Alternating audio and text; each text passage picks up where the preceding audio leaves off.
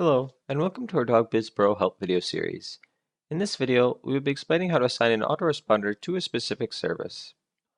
Autoresponders allow you to send out an automatic email or alert once the assigned trigger is activated.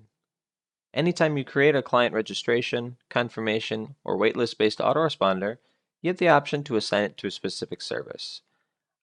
By assigning it to a specific service, you can have that autoresponder get sent out only when a client registers for that particular class, event, sign-up option, or package.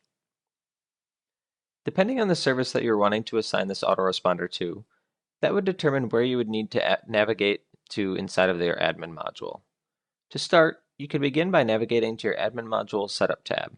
And to do that, you would just want to click on your module dropdown, select admin, and once you're inside, you could click that setup tab that I was referring to.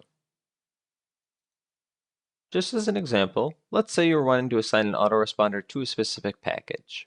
If so, you would just want to click on the Products and Services tab in the Packages tab in order to be brought to your Packages page. From inside of your Packages page, you should be able to edit the package in question by clicking on it, and that will open up your editing window. From inside of this editing window, you would just want to scroll down and find the Autoresponders section. And from inside of this Autoresponders section, you should be able to see a registration and registration removed autoresponder. If you wanted to assign autoresponders to this package, you would just want to click on the appropriate dropdown, choose the autoresponder in question, and again, you could do the same for the registration removed. Now, with those assigned, if a client went to sign up for this package, they would receive the registration autoresponder, and if the registration was removed for that package, they would get sent that registration removed autoresponder. Once you're finished, you can click Save in order to save your changes.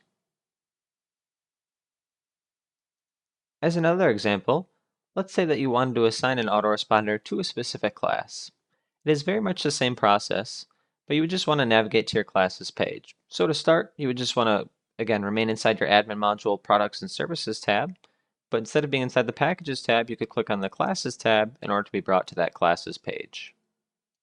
Once you're inside of your classes page, you can click on the class in question in order to open up your editing window. From inside of the editing window, you should be able to scroll down and see a section dedicated to autoresponders. From inside this section, you can assign all the appropriate autoresponders.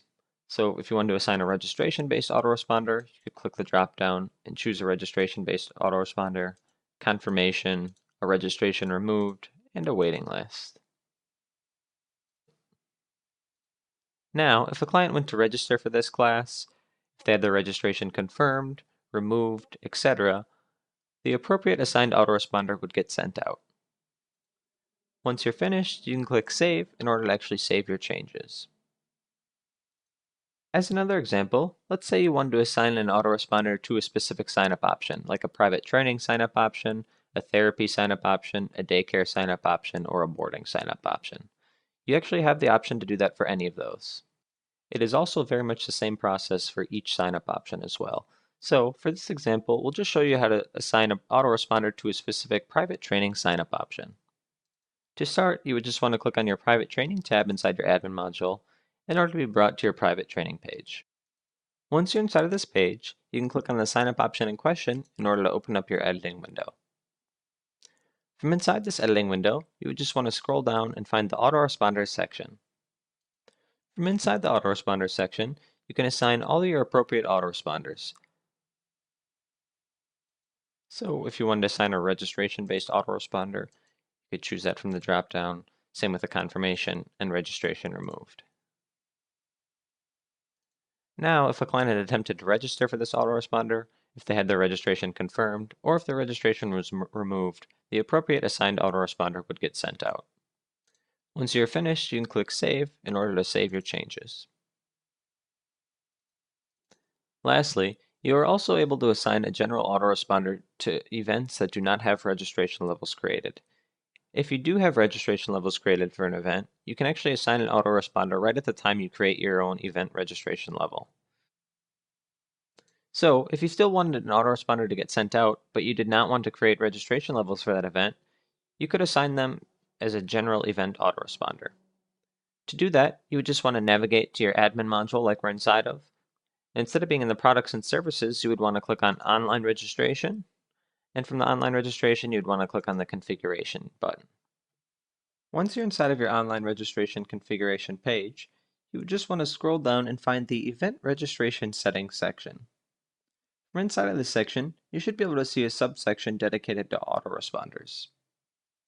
From inside of this autoresponder section, you'd be able to assign your general event autoresponders. So if you wanted to assign a registration autoresponder, a confirmation autoresponder, registration removed, or waiting list, you could do that here.